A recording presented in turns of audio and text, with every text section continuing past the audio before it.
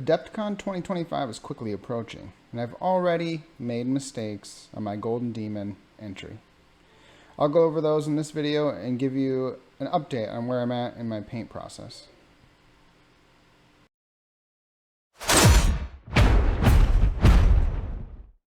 Welcome back to Guys Night Gaming, where we play games and make things.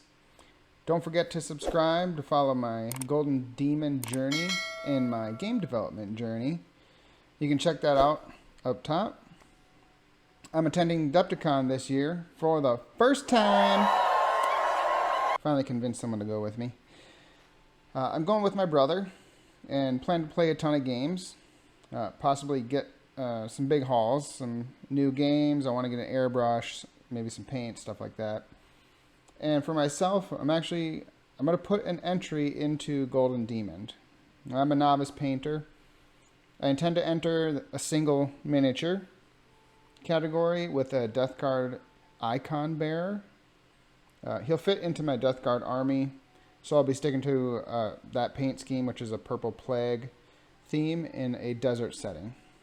My goal for this year's Adepticon Golden Demon is just to get a miniature done to my best ability, which I think I've done so far, but I've also cut some corners along the way. I haven't given myself a lot of time, and that has led me to see some obvious mistakes I'll need to change for next year's entry if I plan to attend again. So the first mistake, probably obvious mistake, is I used a rattle can. When I started this project, I had the bright idea. I just wanted to do priming with a rattle can. I didn't have an airbrush. I didn't want to prime with a brush. The problem with a rattle can is that when you use them, the paint particles are larger than if you're using something like an airbrush. This causes the fine details in the GW Mini I have here. It causes them to disappear. Essentially, it becomes really difficult to see them on the miniature as I'm painting. I first primed it with a black paint, and then I laid a colored primer of purple over that. It was a transparent purple. Another issue I had was I may not have been fully committed to it, so I didn't take great care of it.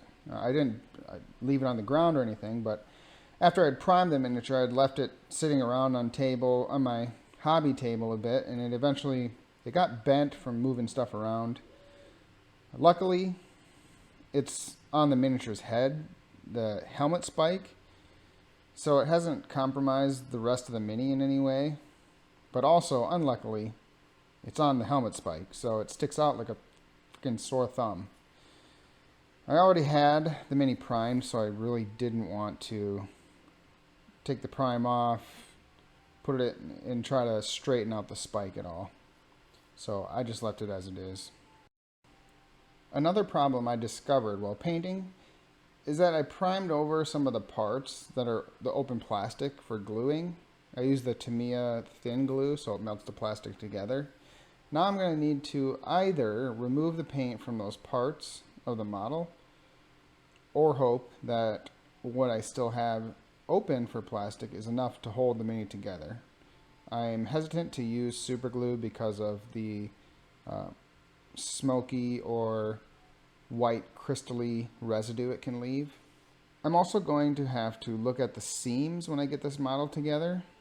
And if I need to, I'm going to have to fill that in with something like green stuff or Milliput or something like that. Since I'm painting it in sub-assembly, those seams will need to be filled after I put it together, and then sanded and then painted. For this model, I was looking to create some texture on the armor, so I chose to use some sponging. I first saw this in Trevarion's, I don't know if I'm saying that right, YouTube video where he goes over his Grimdark series, and I fell in love with the method, and the video is great as well. I'll link that below. I also like to use the stippling method that he showed off in that same series as well. I used 3 shades of purple for this guy from the Two Thin Coats line. I used Von Evil purple, Incubus purple, and Decadent purple, giving me my shadow or dark dark tone, my mid-tone, and then my highlight color. I started dark and I moved to the lighter tones and eventually switched to my cheap synthetic brushes when I moved to those lighter tones.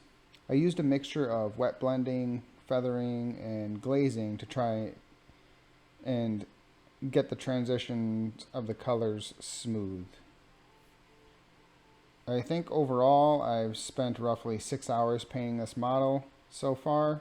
I'm going to guess that I'll get up to about 20 hours or so when I'm all said and done.